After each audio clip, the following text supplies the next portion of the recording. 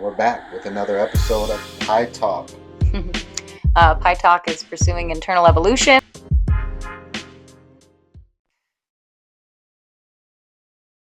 What? The director says, Action. What up, what up, what up? It's your boy, Coach B. I'm sitting here with No Chill Jill. We are here for a kind of special Pie Talk podcast episode. It's almost a new year. 2025 is upon us. And some of the things we'll just be kind of talking about. I'm going to let Jill tell you a little about herself, first of all. She has been on the show before. I have. The PB&J episodes with all three of us. Yes. We had a birthday on the show. We did. Yeah, well, it's great to be back. And thanks for the invite. Especially now that we're ringing in 2025, this is a great time to talk some pie and dive into what are we doing? What's going on? All right, so check it out. This is obviously not the normal way we do our show. We're just here. We wanted to put some content out. We wanted to reconnect. So I've been thinking about a question to really spark this pie talk conversation off. And pie, for those of you that don't know, is the pursuing of internal evolution. When you pursue internal evolution, you get to write your own narrative about everything, about your life, your work, your relationships. And so our idea is to put as much positive content out there so that you can take whatever you want from the ingredients that we provide and pursue your own internal evolution, kind of do the work. So before I ask this question, I want you to kind of do an abridged version of like your journey, where you're at now, what you're doing, your credentials, kind of all the things. Okay. I'll try to do it in a Reader's Digest condensed version of that. All right. So let's talk about your journey into NuYou and tell everyone what NuYou is, and just kind of I know the story. So you do know it very well. So you got to tell the audience. Okay. Sounds good. Well, like Coach B said, my name is Jill. I'm the founder and creator of NuYou Cooking Consulting. And we are a lifestyle brand where we help bridge the gap of knowing what to do within your health and wellness, not knowing what to do, and we provide resources that help educate, empower, and inspire all people to really live the life that they love. I'm a nutritional therapy practitioner, so I help heal people through lifestyle and nutrition changes. And yeah, my journey has been quite interesting. Let's see, because I know that there's a lot of details, but we're going to kind of have the Reader's Digest version. The trailer. This is the trailer to Jill's journey. Okay. Okay, so let's see. Originally from the East Coast, Massachusetts, grew up on a farm. At the age of 10 years old, decided to be vegetarian. Was vegetarian for 20 years. Always was pretty into health and wellness. Fast forward, life, got married at a young age, lost myself through that process. And then, all these trials and tribulations. Come 2019, I start my own personal evolution, and joined the Landmark Forum.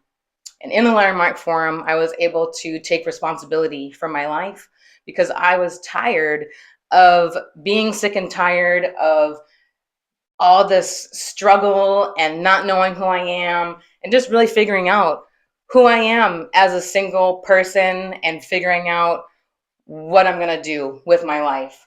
Um, so that's when I got committed to myself and took responsibility. And in this process, B was on the inside, and B has always been a close person in my life. And so as I was going through this process and major change in my life, we would correspond to each other pretty regularly. I mean, monthly. Yeah. I remember when you were in the helicopter school, and you were like, "I always wanted to do this, and now that I'm doing it, I don't want to." And I was like, "Then why are you?" And that kind of like Yeah. had you ask yourself, like for what reason are you doing it at this point? Hmm. Is it to meet a goal? Is it for someone else? Like, who are you doing this thing for? And I think around that time is when you're kind of like, well, not Jill. Hmm. Yeah. Yeah. And, like, I wasn't doing it for me. I was doing it to escape from a situation. And then after realizing that, then that's when I, did this whole personal development thing and was really able to like step into my truth and my authentic self. And so now that I've put in this work and everything, I am super committed to myself. And I've made the commitment to myself to never sacrifice my happiness for anyone or anything ever again. And it's really empowering to take responsibility and know the where I've come from and where I am now. Um, and yes, when we take responsibility for ourselves, it's a challenge, right? Mm. It's not meant to be easy.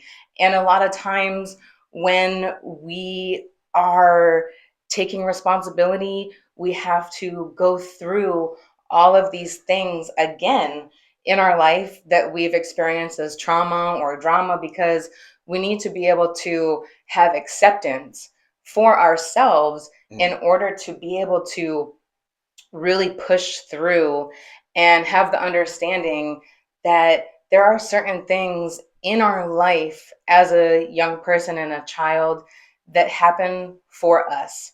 And actually, everything in our life happens for us, not to us. And so, when we can understand and identify what are those pivotal points in our life, then we can understand where we are at today and how can we move forward in the ways in which we choose to move forward as an adult. So being able to believe in myself and start my own business in 2019, actually 2018 I started my first business. So I've been holding it down uh, for going on 7 years now. Mm. And for a person that didn't think they were good enough and that was low self confidence and didn't believe in myself and had to be codependent to be able to understand that I can succeed, to be from there to here, I am proud of myself and I am going to fight for what I want in my life. And I'm here, with NuYou Cooking to show people that through all of our pain and adversity, no matter what that looks like, we can we can create and evolve into our own new you, but we have to decide, commit, and do what it takes to get to this point. Couldn't have said it better. And I was there for a lot of it, and I understand what it means to be in agreement with yourself about changes that you want to make. Because, as I've said before, promises are dead things. Promises are made to other people for all kinds of reasons. But when you make an agreement internally with yourself to make changes, to live a certain way, to become a better person, to start telling yourself that you have permission to do the things Mm-hmm. that so many people have told you you didn't, that to me is the real foundation of the pursuit of internal evolution. And in there I heard like some self-advocacy, right? Mm-hmm. Some self-empowerment, some acknowledgement that you do have strength, you are able, you are capable, and you've been doing it. So my question here, And one of the topics that I kind of want to bring up today is why. Why do we as um, servants in the community, right? And so I'll put it to you, Mm-hmm. and then I'll answer as well. Okay. But my thing is, and I've really been thinking about this, listening to the Four Pivots. Mm-hmm. I was just reading another book I got at an event called Two Sides to a Man, and I was really just thinking about, because you could easily have done all the things you're talking about by yourself. And what I mean by is not necessarily by yourself, but not in the public eye and not for others to benefit from, right? Mm-hmm. People choose it all the time.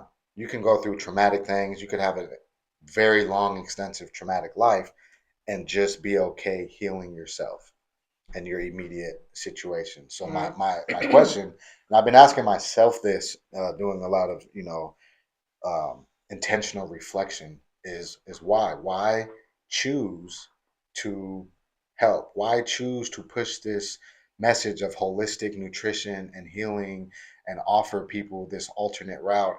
And you know why? Yeah, I think that's a great question to ask ourselves, because being in the public eye actually is really uncomfortable and it's not appealing for everyone. And for me, like, I don't necessarily love to be in the public eye because I'm a very private person and I used to be really shy actually growing up. So I've had to push myself to do a lot of these things. And the reason why is because I feel like it's my responsibility. It's my responsibility as a person who grew up with a loving family, that grew up on a farm, that had access to fresh food and love and all of these things. I feel like it's my responsibility to pay it forward and give back. I don't think that we should ever be gatekeepers of knowledge and information. Um, and so I choose to show up in an authentic way and be vulnerable, because because as a person who cares and loves so much for other people, that I think that it's important that for the ones who are willing to put ourselves on the line and be vulnerable in front of the public eye, it gives other people courage and hope and self acceptance to move through the life that they choose to do. So that's my why. I feel like it's my responsibility to pay it forward to other people. And my heart and my passion is to work with marginalized communities, especially, and the youth, especially, because we need to advocate. We need to show up for our brothers and sisters, and use platforms and our voices and our love for each other to make change and make impact and a difference in community. Bravo, bravo. I really like your answer in a lot of ways, because when I first started asking myself that question, I didn't readily have an answer, Mm-hmm. but I resonate with feeling immense amount of responsibility, right? If you see something, say something. To be in a space where, even though I toiled for it, even though there was a journey filled with cycles of trauma and shame and judicial entanglements and all the things that created the testimony that I am, that I Mm-hmm. give, that I share with people in order to inspire hope, it still is a gift Mm-hmm. that I'm able to experience the healing from that, Yeah.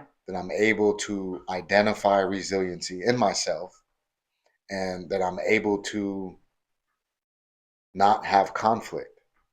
It's a gift that I don't have any identifiable enemies. Mm-hmm. It's a gift that I'm able to be solution focused, and that my mind automatically goes towards that. I'm drawn to solutions, and I'm no longer drawn to tea. Those are all gifts, Right. right? And similar to like somebody who finds religion Mm-hmm. in their life, Mm-hmm. right? You know how excited they get about the gift of life. They get this message, and it's so life changing and altering, and the first thing they want to do is what? Give it away. Yeah. They want other people to share in that joy. And so I think the responsibility of it is key. But I think even on a deeper level, it's like when you are really, really good with yourself, and Mm-hmm. you are really in a good place. Mm-hmm.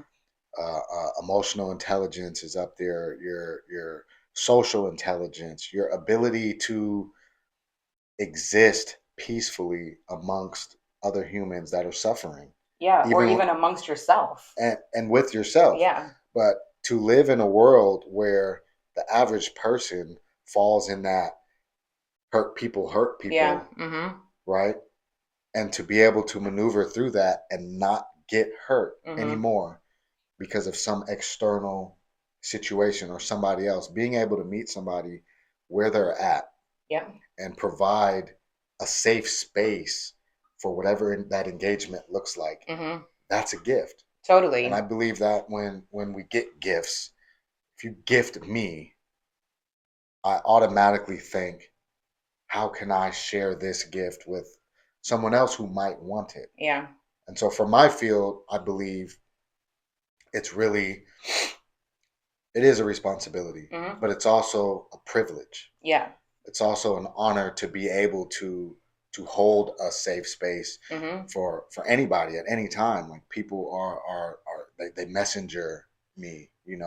There's no monetized situation when it comes to this content. Yeah. It's all about the value of the quality of human life, the preservation of human life, and the ability to be able to say, I have this gift, and I want as many people to also experience what it's like to not carry around trauma, to not Mm-hmm.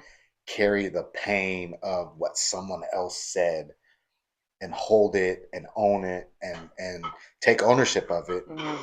And then that becomes poison in all their other interactions, Mm-hmm. right? To be able to identify those things, I think it's a responsibility also. I Yeah. agree with you 100%. One of the things that I constantly tell people is like, because you could see a drastic difference in my presence on social media and in person in real life from how I was before in my old life and how I show up now Mm. as a person who took responsibility for their life, right? So I forgot what I was like going with that, but We're human. but yeah, and it's like so having that responsibility, and it is a gift to be able to like show up in this way, because I know that you haven't always been this way, like as far as like showing up in this way. I haven't always been in this way of like showing up in this type of capacity. And so it No, takes absolutely not. I've lived in trauma, and right, my go-to, like I weaponized anger as not only a weapon but also a shield. totally. I was never, I won't say never, but it was very rare to catch me in a expressive, vulnerable moment or Right, situation. It was right. few and far between where I got in touch with my feelings, and when I did, it was it was a lot. It was like a bursted pipe because of Hmm. how much I'd been, you know, suppressed down and, Right. and, and not acknowledged or not experienced, because I don't believe that we control our emotions or our thoughts. I think that we control our behavior, and that we can be aware of our emotions and our thoughts. Hmm. And I also believe that when we experience our emotions, how we're able to identify them in real time Mhm. and not allow them to cause certain situations. So, Yeah. like nowadays, I don't match energy. Mhm. I might mimic a behavior, Mhm. but I don't match energy because if someone comes at me and they're being negative or they're being a certain type of way, right? It may appear that I'm matching energy, but really I might be amused. And in my amusement, I'm Mhm. mimicking behavior Mhm. because I'm really not affected, Right. right? It could be many things going on, but when I learn to stop taking things personally, Mhm. then I learn to stop matching energy and then Mhm. I stop being a puppet Right. to other people's external expressions Mhm. or narratives for me or being able to be like I'm not a puppet because there were so many years I lived with my strings just dragging for miles and anybody anywhere at any time can Totally. just pluck a string and off I go doing the thing Mhm. missile. Right. And part of, our personal, evolution of self is identifying what character have we shown up in life, right? So is it the villain? Is it the victim? Is it the, hero? What character is it that you've been playing in life? And when you can identify who is that character, then you get to decide, oh, okay, so I was playing the victim in my whole life, right? And in my situation, my ex-husband, narcissist, compulsive liar, you name it, right? And so it took me a long time to be able to like have the courage to say I'm done and I can't do this anymore. And when I was able to also identify like what was my responsibility in the Yes. downfall of What that what relationship. was your role? And I think that's key. Accountability Yeah, is key right. because when we accept ownership and authority over our own narrative, Hmm. we have to simultaneously accept accountability for our narrative up to that point Absolutely. of our story. Yes. So with the story, right, it was he molded me into who he wanted me to be. He was a compulsive liar, blah, blah, blah, blah, blah, right? So then when I understood, well, what was my downfall in that relationship? So I then was able to understand, oh, you know what? I'm not a good communicator. Why am I not a good communicator? Mm. Well, even though I never was abused when I was a kid, we actually never talked about our feelings. And I never knew how to communicate. So, although I had so much love and compassion, I had so much, um, uh, you know, anger inside of me too, because it built up this resentment because I just didn't know how to communicate what was going on. So that was my downfall is I wasn't a good communicator. So that's what I identified it in this personal development. So now, you know, years after, I am so committed to my communication that, and that was something that you and I talked a lot about in the four agreements, right? Be impeccable with your word. And so that's something really, really serious that I take into my life. And I would say, like, sometimes I'm an over communicator, but I'm so committed to that communication. I want people to understand that your life will change when you take responsibility and when you literally do the work to figure out who you are, what character you play, and how are you going to move forward. Yeah, I really like that because a lot of us will play not only the victim or the villain, and we'll all play different characters at different parts of our Hmm. life. But I think one of the most dangerous characters we could play is the passive. Oh, it doesn't affect me. It's Hmm. all good. The status quo kind of person who's just it's not my problem. But what happens is disconnect. And disconnect is one of the most dangerous things for humanity, because when we're not connected to each other, Mm-hmm. and that starts with being disconnected from ourselves, Yeah. right? When we're disconnected from ourselves and we don't know who we are, or we don't care to even try to find out who we are, Mm-hmm. because we're just like, whatever, I go to work, I come back, I do the things, I'm good, right? Mm-hmm. And we can be better. Yeah. And we were designed, in my opinion, to be in connection, in collaboration, in Totally. community with each other, learning from each other. Kids are looking at all the elders in a particular neighborhood or situation or Mm-hmm. family infrastructure, and they're able to learn and pull jewels and grow from the inside out, right? Where now it's like we're so disconnected, we're so divided, Yeah. in our communities, and whether it's on the very, very smallest minute part, which is self, Mm-hmm. you know, or the nucleus family, or the neighborhood, all the way out to the community organizations that are siloed off, Mm-hmm. that will all do the same thing, but rarely will you see them in community with each other Yeah. authentically, Right. right? It's like, yeah, we're all here taking the picture, but behind the scenes, we're all shooting for the same grant and Mm-hmm. competing with each other for Yeah. these funds to do the things in the community. So the reason why I asked, and the reason why I asked myself that particular question is like, why? Mm-hmm. Because I believe that identifying our purpose Yeah. makes it a lot easier to care about pursuing internal evolution. Mm-hmm. Like, what benefit, what's the incentive, what's in it for you if you decide to look into yourself and become the best version of yourself, and tell yourself that. Yeah. Give yourself kudos when you do something. Mm-hmm. Give yourself grace when you make a mistake.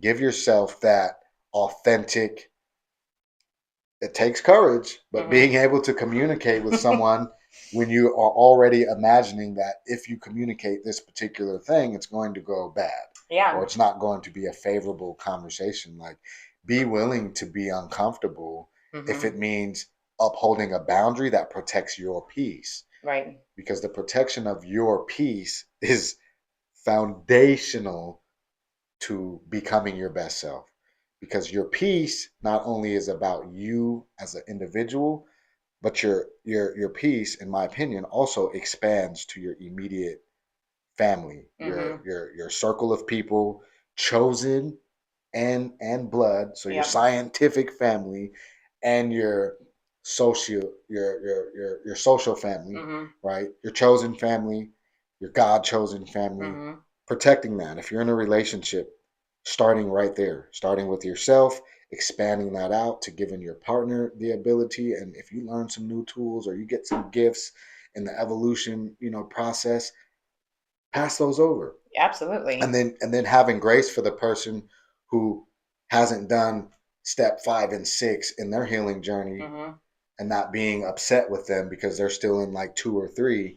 But it's not higher or lower, it's Mm-hmm. just your different stages in your healing journey. Right. But being able to reach back in, again, it all goes back to, it's, in my opinion, and obviously yours, it's our responsibility to be healers, Mm-hmm. you know.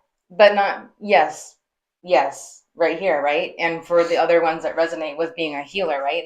And not everyone is a healer, No, exactly. because that's not And what that and it's that, that meant for, right? that's what it Like, means when you identify your whys. right. When you can identify your whys, you can decide, like, am I a healer, or am I good healing self and doing the thing? Like, Mm-hmm. everyone has to define their own purpose, and, Right. and that's where it starts. Like, Yeah. whatever relationship you're in, especially if you don't want to be in it, if you're in a job you don't want to be in it, I think it really boils down to looking in the mirror and asking yourself, why are you doing what you're doing? Right. What motivates you to do the things? By whose authority are you living a particular narrative? And if you're willing to engage in that type of internal philosophical dialogue with Mm-hmm. yourself, you'll find the seeds have been planted for growth. Yeah. and you're able to make new agreements. Totally. And also, with that being said, I think that, you know, we have to start asking ourselves, why on a deeper level of actually like who decided in society that we have to follow these certain things, or these are the particular things that at this particular age you should accomplish, and so on and so forth. Like, who made that a thing anyways, Yeah, like. that's the other question.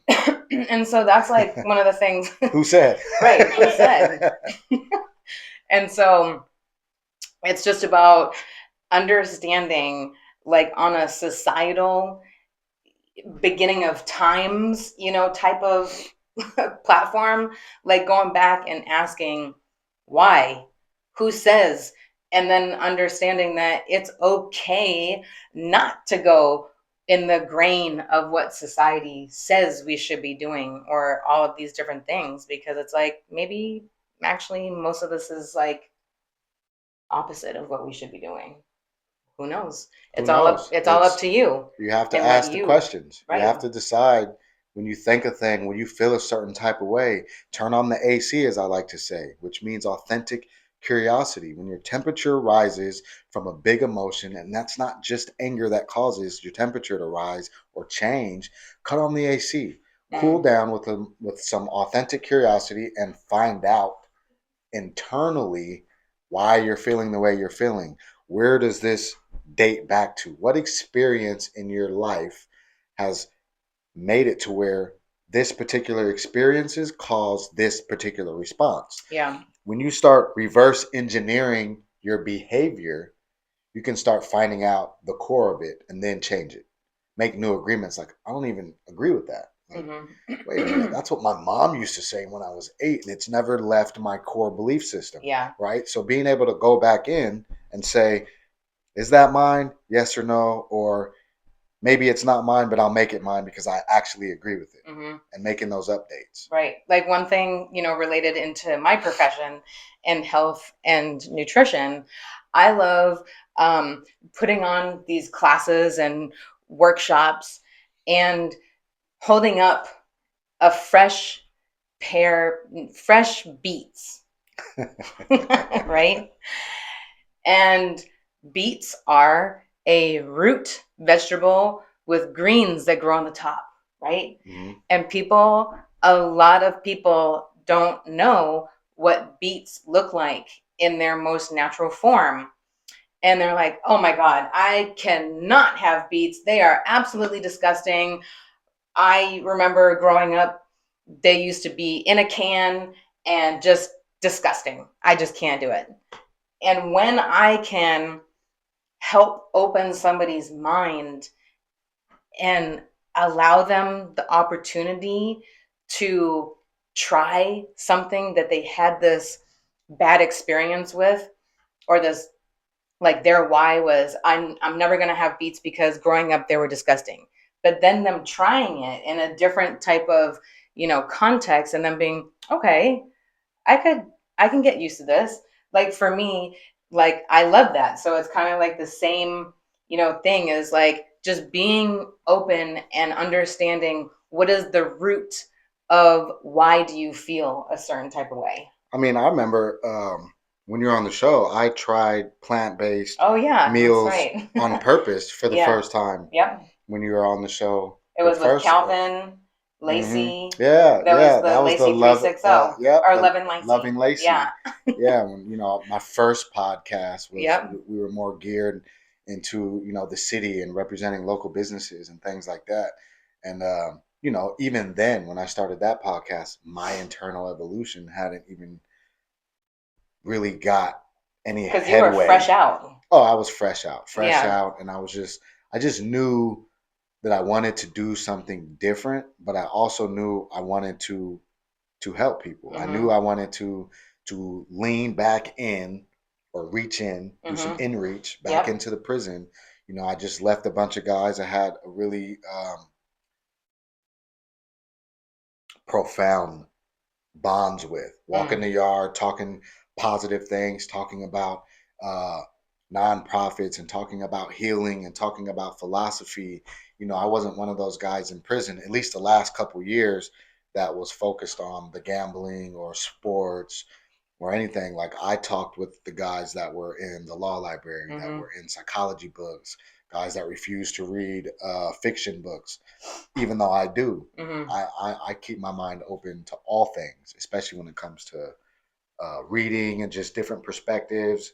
And I think, again, that's another gift that I was able to identify in myself, that I'm really open minded and I'm Mm-hmm. really adaptable to new knowledge. And this is like, you and I have been in each other's lives for like 8 years, I think, Yeah, eight-ish I years, mean, right? my son over there is Oh yeah. 7, So and yeah. you were So around when he was in the womb. So it's right. it's pretty much testament to his age, is right around how long we've been in each other's lives. Yeah. And even, in that time, like you have always had an open mind, but your focus was not anything near where it is today, right? You've Yeah. always had an open mind. We've always had awesome, deep, meaningful conversation, but your capacity to articulate and to really like be able to draw people in to their own self, to reflect and give them, pie, is like, wow, this is like full circle. So I'm really proud of you. Thank you. I appreciate that. You're welcome. It's been a journey, and I think, again, like, to speak on what you're saying, it's more about how big was my world, and I do trainings inside of prisons, and I really watch a particular guy resonate with when I said, "Well, how big is your world?" Because right now you're willing to be offended by someone saying something about Seattle, Mm-hmm. Mm-hmm. right? This was kind of the Yeah, dialogue, and it's like, sure. okay, but where else have you been? Where else have you gone? Like, why does that matter so much Mm-hmm. that you would risk putting yourself in a cage over that, Mm-hmm. when you could be so much more worldview, macro kind of minded, right? And I remember he came to me a couple, because the trainings in there are 5 days, and he came back after we're on like day 3 after that conversation, and he just turned the paper around and it just said, "How big is your world?" on it. Mm. Because and he told me later, he's like, it changed. He, like, it opened up something in me. Just Yeah. just that one question, like, how big is your world? Because you're talking about streets and blocks, Mm-hmm. and I'm talking about, when we talk about different cultures, and we were talking about in that particular session, I use a breakdown for when I train culture that talks Mm-hmm. about, look, when I was in juvie, I was locked up with people in my same city, and we were clicked up by our blocks. Mm. But when I went to jail, there's different people from different counties, and then it was more counties. And when I went to prison, it was like, okay, what county and or what state you from? Yeah, Mm. we're all this gang, but now you have this gang from Cali, this Mm. gang from Seattle, this same gang representative from so then you have that. Mm-hmm. Then you go to the feds, and now you have people from all over the United States. Mm. So in our state, there was like SeaTac, and Mm-hmm. then if you're from here, you kind of had a preferential politics status. But then take that same person and send them to a prison, because in the feds they can send you to a prison anywhere in the United States. Right. So now you send someone to the East Coast, and now they're not Crip, blood, Yeah. white, Muslim. Now they're West Coast car, Mm-hmm. right? And I just keep going with Mm-hmm. that, right? You leave there and you go to another country, and you're a foreigner, or Mm. and this privilege that we all talk about, right? Privilege, in my opinion, is only part about racism, but the foundation of it is, it's about winning. Okay. Because when you go and you conquer a whatever, Yeah. the people who look like the conquerors now receive privilege, because they're the dominant Mm. government Mm-hmm. of whatever situation that is. And I explained it to him. I'm like, it's the same in prison, where if you go to a prison and say the the Mexicans are the dominant on the yard, Mm-hmm. and they have all the good jobs, and they have all the extracurricular activities, Uh-huh. and all the things, the phones, whatever it is, and you're in that life, right? Being Mexican will get you that privilege. Mm-hmm. You see what I'm saying? Yeah. Of being on that yard. Right. And so when we go to a foreign country, we are now foreigners. Yep. But on the other hand, we could also receive American privilege. Mm-hmm. Oh, you're American. It Mm-hmm. doesn't matter if I'm black, if I'm white. If I start talking and I'm in a foreign country and they say you're American, there's either a disdain or a privilege Yeah. attached to that. Yep. Automatically, doesn't matter the color. Yeah. Now go out of this world and hit every continent and grab a few people and stick them in a cage on a spaceship, Yeah. and we're all humans, Yeah. right? Mm-hmm. So, how big is your world? How big is your world?